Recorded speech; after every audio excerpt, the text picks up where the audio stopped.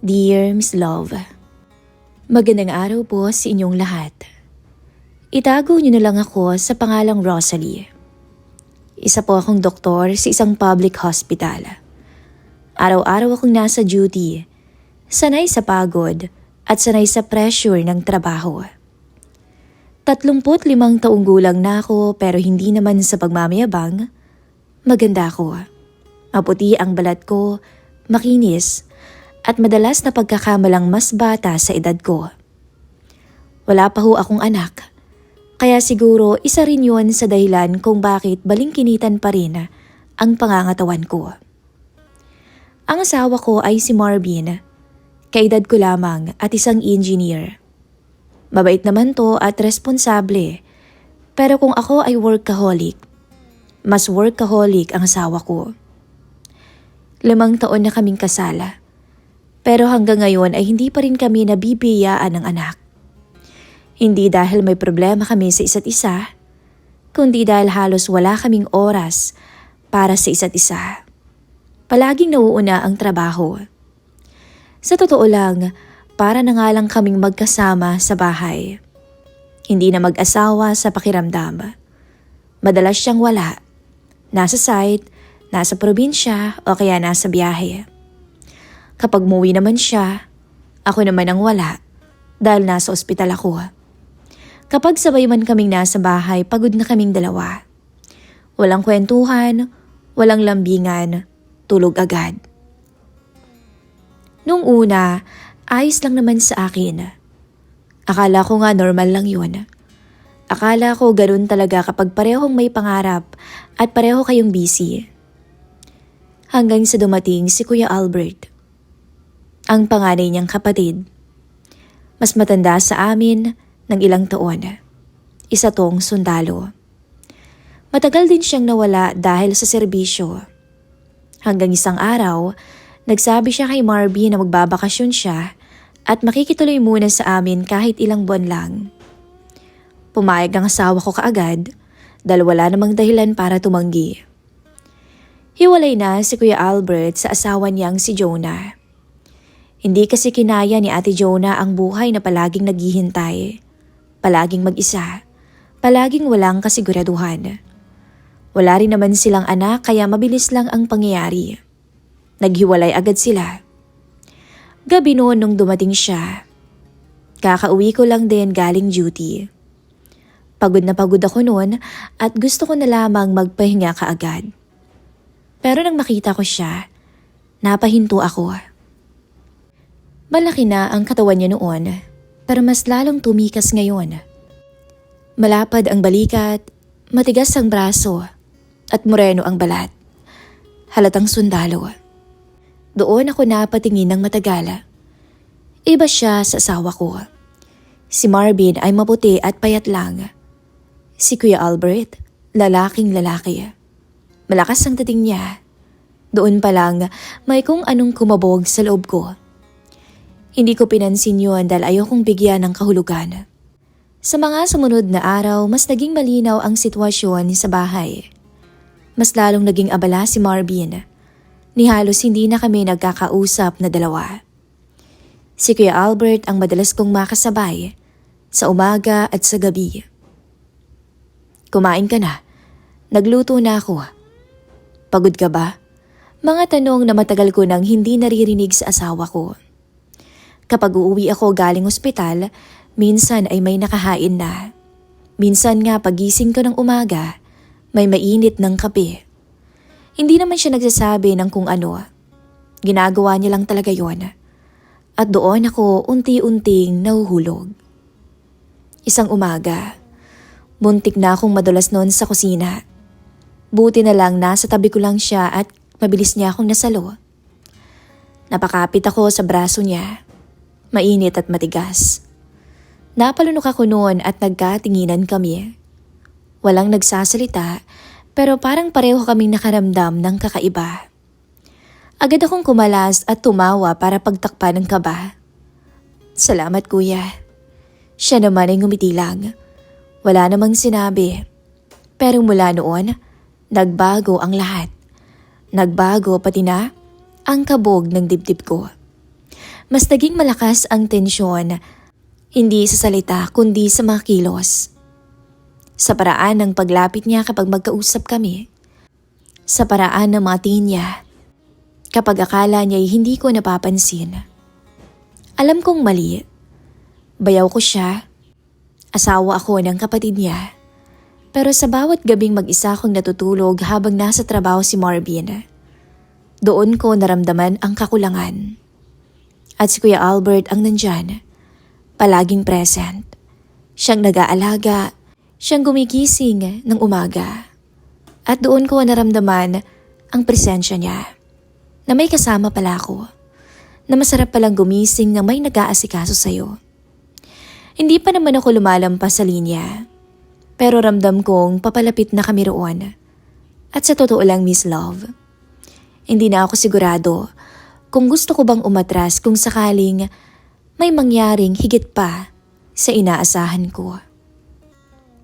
Isang hapon, pagod akong umuwi galing ospital. Kakarating ko lang sa bahay nang marinig ko ang tawanan sa sala. Pagbukas ko ng pintuan, nadatnan ko sina Marvin at Kuya Albert na may hawak na baso. May bote sa mesa. Mukhang kakarating lang din ang asawa ko at nagkayayaan silang mag-inuman.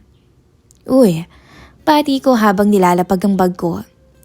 Tumayo naman si Marvin at nilapitan ako. Hinalikan niya ako sa pisngi. Mabilis lang, yung tipong nakasanayan na. Kakarating ko lang din. Nagkayayaan lang kami ni Kuya, sabi niya. Tumingin naman ako sa mesa. Sa mga baso, sa ngiti nilang dalawa. Ganun ba? Sagot ko. Mukhang nag-e-enjoy kayo eh. Rinig na rinig sa labas ang tawanan ninyo.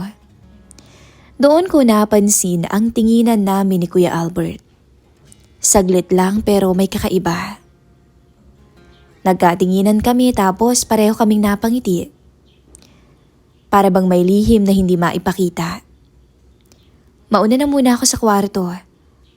Maliligo lang din ako, sabi ko. Umakyat ako nang hindi na sila linilingon pa. Sa banyo, hinayaan kong umagos ang tubig sa katawan ko. Mainit ang pakiramdam ko noon na tila ba nag-aapoy. Doon ko naramdaman ang kakaibang init na matagal ko nang pinipigil. Sa isip ko, hindi si Marvin ang nandoon, kundi si Kuya Albert.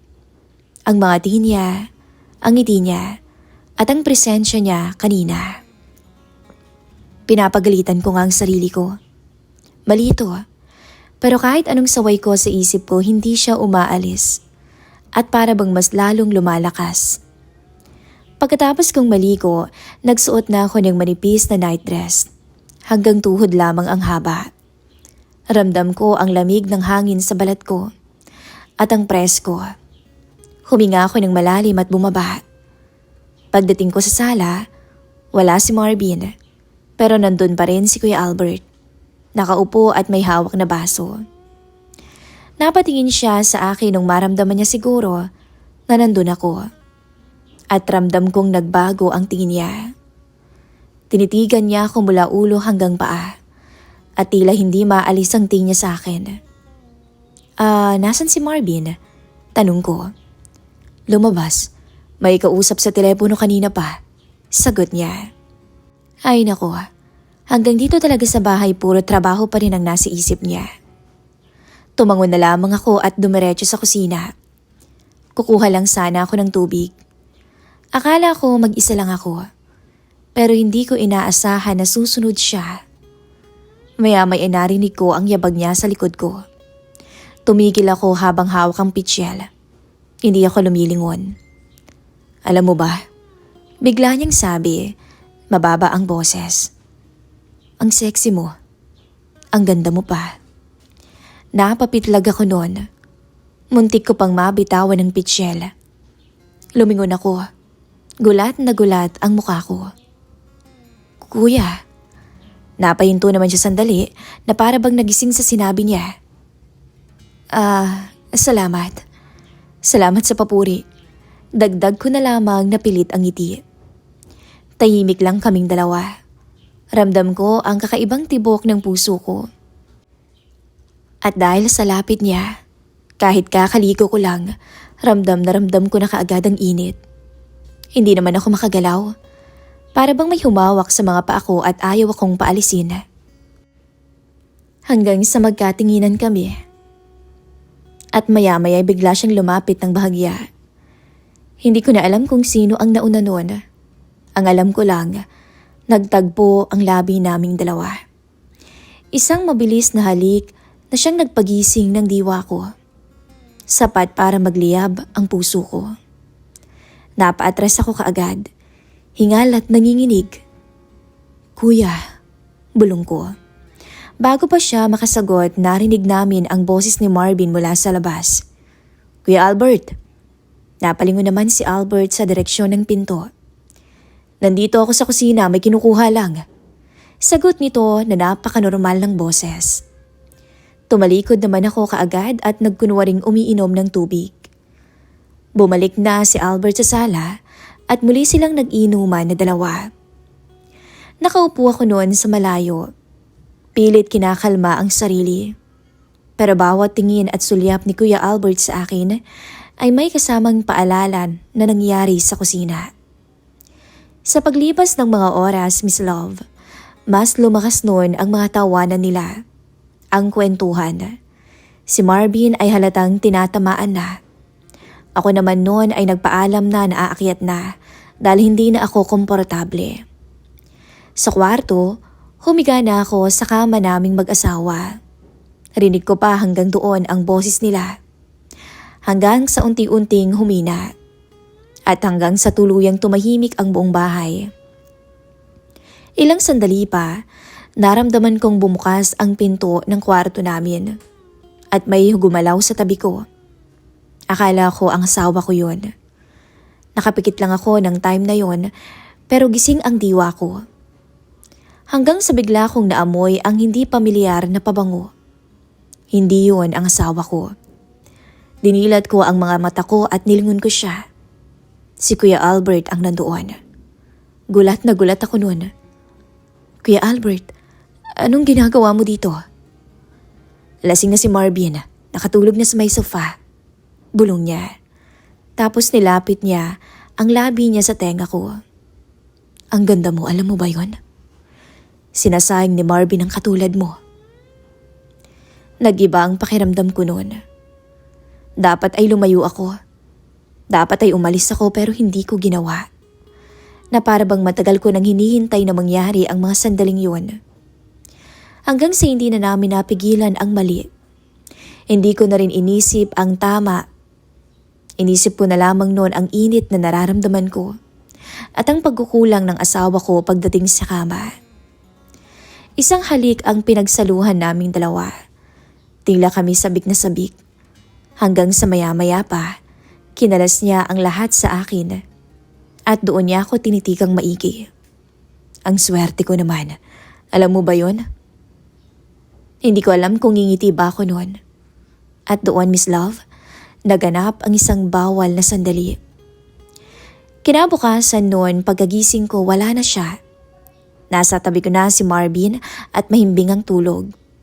Parang walang nangyari, pero alam kong nagbago ang lahat. At doon nagsimula ang kasalanan namin. At alam kong mula sa gabing iyon, hindi na kami babalik sa dati. Lumipas pa ang mga araw mula nang may nangyari sa amin ni Kuya Albert. Sa ilang taon ng pagsasama namin ng asawa kong si Marvin, ngayon ko lang naramdaman ang pagiging babae ko. Hindi na ito minsanan, Miss Love. Paulit-ulit na ring may nangyayari sa amin ni Albert. At sa bawat ulit, mas lumalalim ang nararamdaman ko para sa kanya. Kami na ang magkasama sa araw-araw dahil laging ang wala si Marvin. Minsan, sinusundo niya pa ako sa ospital pagkatapos ng duty ko. Makikita ko siyang nakaparada sa gilid ng kalsada at ngingiti kapag nakita na niya ako. Tapos bubuksan niya ang pinto. Simpleng kilos lang pero ramdam ko na espesyal ako at unti-unting may nag-iiba sa akin. Pagkatapos noon, kakain kami sa labas. Wala namang kailangang itago sa mga tingin ng tao dahil wala namang nakakakilala sa amin. Para kaming mag-asawa kung titingnan ng iba. Magkatabi, sweet na nagtatawanan at minsan ay magkahawak pa ng kamay. Sa mga sandaling iyon, nakakalimutan ko kung sino ako at kung sino siya. Sa piling niya nararamdaman ko ang sarili ko. Babae pala ako. Komportable ako kay Kuya Albert. Hindi ko yon maitatanggi. At sa totoo lang, sanay na akong wala si Marvin. Sanay ako sa katahimikan. Pero ang pagkakaiba lang ngayon, may pumalit na sa mga gabing tahimik. May mga kamay nang humahawak sa akin kapag pagod na ako. May boses na nagtatanong kung kumusta na ba ang araw ko. Hanggang sa unti-unti na akong nahulog ng tuluyan. Pag-uwi namin ng bahay, sa sala pa lang halikan na agad ang nangyari. Para kaming bagong kasal na sabik at araw-araw naman kaming magkasama. Sa sala, sa kusina, lahat naging saksi sa bawal naming pag-ibig. Kapag solo namin ang bahay, parang sarili namin ang mundo. Sa piling ni Albert, para akong dalagang kakakasal pa lamang. Masaya, may thrill at excitement, na para bang may bagong simula. At doon ako natakot, dahil alam kong mali ang sayang nararamdaman ko. May mga gabi namang iniisip ko si Marvin, ang asawa ko, ang lalaking pinakasalan ko. May mga sandaling sinusubukan kong umatras at pinipili pa rin ang tama.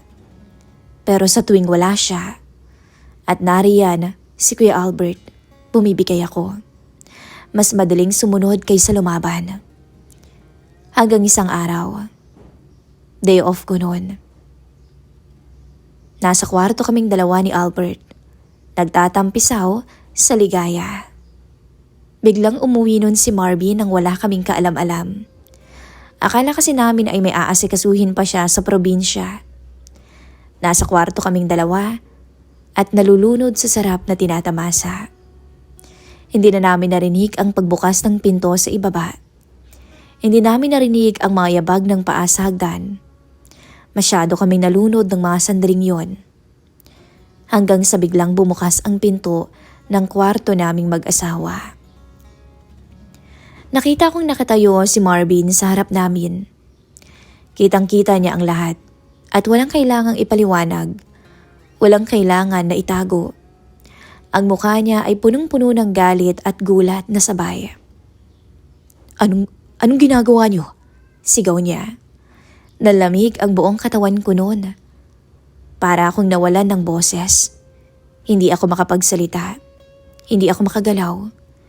Si Albert ang unang tumayo. Humarap siya sa kapatid niya. Marvin, sabi niya. Hindi nakinig si Marvin. Sinuntok niya agad si Albert. Bumagsak ang mga gamit sa mesa. Gumanti naman si Albert. Nagsuntukan ang dalawa sa gitna ng kwarto. Sumisigaw ako noon, umiiyak at pinapatigil sila, pero walang nakikinig sa kanila. Dalawang lalaking sugatan. Dalawang lalaking nag-aaway. At ako, ang dahilan. Naitulak si Marvin sa dingding. Napaupo naman si Albert sa may sahig. Pareho silang humihingal at parehong duguan ng labi. Pareho ring punong-puno ng galit ang mga mata. Bakit kuya? Sigaw ni Marvin. Bakit? Bakit niyo ginawa to sa akin? Hindi siya nakasagot. Hindi rin ako nakasagot. Wala naman akong dapat sabihin pa at wala nang kailangang ipaliwanag. Lahat ng dahilan ko ay parang palusot lang sa harap ng sakit na nakita ko sa mga mata niya. Tahimik si Albert. Hindi na siya lumaban pa pagkatapos noon. Tumayo lang siya at tumingin sa akin. At sa unang pagkakataon, nakita ko ang takot sa kanya. Takot na mawala ang lahat. Lumabas ang asawa ko noon ng kwarto na parang baliw. Bumaba ng hagdan at malakas ang pagsara niya ng pinto. Naiwan kaming dalawa ni Albert sa kwarto naming mag-asawa. Umupo ako sa kama, nanginginig at wasak. Lahat ng tinago ko nabunyag sa isang iglap. Ang saya'y napalitan ng takot. Ang init ay napalitan ng lamig. Pasensya ka na, sabi ni Albert na mababa ang boses. Hindi ako sumagot. Sa gabing iyon, alam kong tapos na ang dati kong buhay.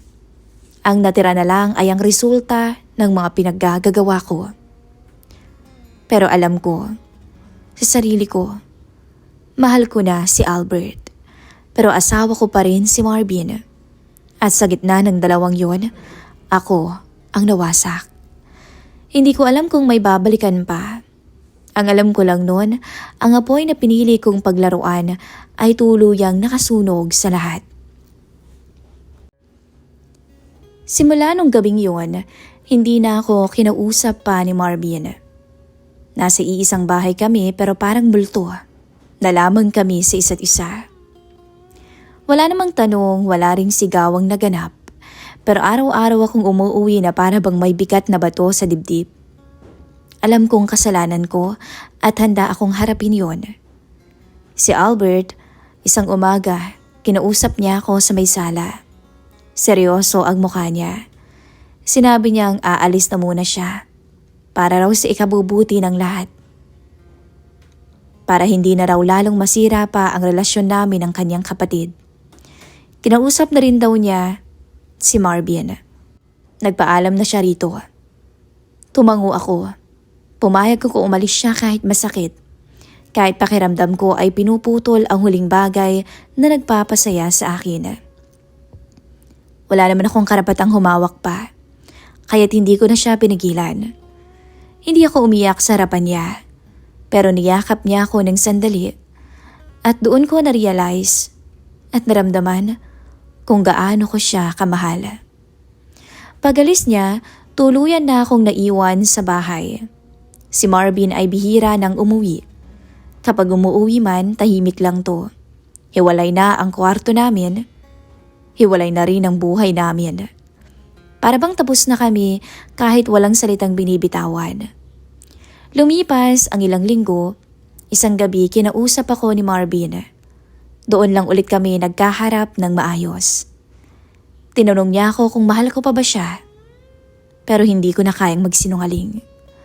Pagod na ako at sinabi ko ang totoo sa kanya na hindi na. Hindi dahil may ibang lalaki ako. Hindi dahil sa may nangyari sa amin ng kuya niya. Kundi dahil matagal na akong napagod sa buhay na meron kami. Sa pagiging magkasama namin pero mag-isa palagi. Sa pagiging asawa lamang sa papel. Gusto kong sumaya rin. Gusto kong maramdaman na buhay ako. At may nagpapasaya sa akin bilang babae. Tahimik lang siya noon na nakikinig, na para bang matagal na rin niyang alam ang sagot. Sabi niya, kung yun ang gusto ko, papayag siya. Masakit man ay mas pipiliin daw niya ang katotohanan kaysa pilit pa o ipilit pa ang pagsasama naming dalawa. Pagkatapos naming mag-usap noon, nang maayos, hindi na siya umuwi. Kinuha na rin niya ang mga gamit niya at tuluyan nang umalis. Maayos kaming naghiwalay. Walang nagsiraan. Siguro'y pareho na ring pagod sa buhay. Ilang buwan ang lumipas, sinubukan kong buuin ang sarili ko. Trabaho, bahay, ospital. Paulit-ulit. Hanggang isang umaga, nakaramdam na ako ng kakaiba. Pagkahilo, pagkahapo. Isang pakiramdam na hindi ko maipaliwanag. Hanggang sa nagpa-check up ako sa kaibigan kong doktor at doon ko nalaman, 2 buwan na pala akong buntis. Nanlambot ako sa kinauupuan ko. Halo-halo ang takot, ang saya at pangamba. Alam ko kung kanino ang batang dinadala ko. Napaiyak ako noon. Hindi ko alam kung paano ko ba harapin ang lahat. Masaya ako na magiging ina ko.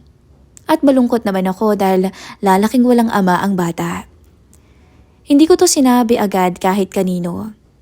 Tanging kami lang magkaibigan ang nakakaalam. Hanggang isang hapon, may kumatok sa pinto. Pagbukas ko, si Albert ang nasa harapan ko. Nalaki ang mga mata ko noon. Sinabi niya, si Marvin daw ang nagsabi sa kanya. Nabuntis ako. May nakarating daw kasi na balita kay Marvin. Kaya't sinabi daw yun ni Marvin kay Albert para raw malaman nito ang totoo. Hindi ko alam kung magpapasalamat ba ako o ano. Hindi ako nakapagsalita noon. Lumapit si Albert at niyakap ako ng mahigpit. Yung totoong yakap. Humingi siya ng tawad. Sa lahat, sa sakit, sa gulo, at sa pag-iwan niya sa akin ng basta-basta. Umiiyak ako nun sa dibdib niya. At sa unang pagkakataon, hindi ko tinago ang nararamdaman ko. Lumipas ang panahon, dumaan kami sa proseso ni Marvin. Legal at annulled na ang kasal namin. Maayos at walang iskandalo. Nagpaalam kami sa isa't isa bilang dalawang taong minsang nagmahalan. Si Albert ay nanatili. Hindi madali ang nangyari sa amin, Miss Love. Marami hong nanghusga, maraming bulong-bulungan, maraming hindi nakaunawa. Malinaw sa mata ng lahat. Pero sa unang pagkakataon ng buhay ko, sa wakas ay pinili ko rin ang sarili kong maging masaya. Unti-unti naming binuo ang pamilya namin kahit hindi perpekto, hindi ideal, pero at least totoo ang pagmamahalan. Sa bawat araw, nararamdaman ko ang saya na matagal kong hinanap. Alam kong hindi lahat ay sasang-ayon, Miss Love. Alam kong may mga sugat na hindi na mawawala. Pero sa ngayon, masaya ako. Sobrang saya. Ito po ang kwento ko, Miss Love. Hindi ako nag-share dito para humingi ng awa, kundi para aminin lamang ang nangyari sa buhay ko. Ang katotohanan, na maliman sa paningin ng iba, pero pinili ko ang buhay na masaya ko. At sa huli, iyon ang desisyong hindi ko pinagsisisihan. Thank you, Miss Love, sa pag-share ng istorya kong ito sa inyong channel. More blessing and God bless.